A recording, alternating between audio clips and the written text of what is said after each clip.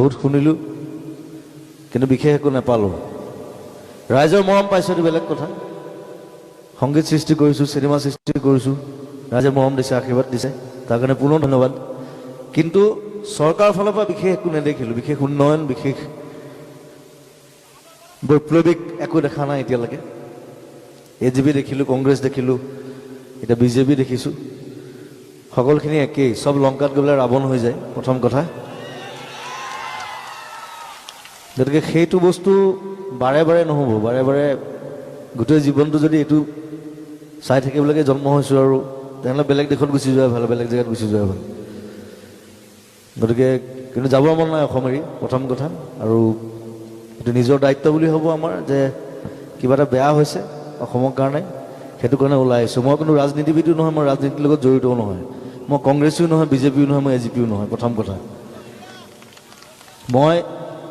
মোৰ এটা নিজৰ সৈন্যবাহিনী আছে, মোৰ নিজৰ মানুহ আছে, ফেন ক্লাবৰ জৰিয়তে আমি কাম কৰোঁ, ভাল ভাল কাম কৰোঁ মানুহৰ কাৰণে, গছপুলিৰ কাৰণে কাম কৰোঁ, বানপানীৰ সময়ত কাম কৰোঁ, আমি ওলাই আহোঁ, গোটেই শিল্পী সমাজ আছে একেলগে, আমি সেই ধৰণে কাম কৰোঁ, কোনো ৰাজনীতিৰ কাৰণে কাম নকৰোঁ।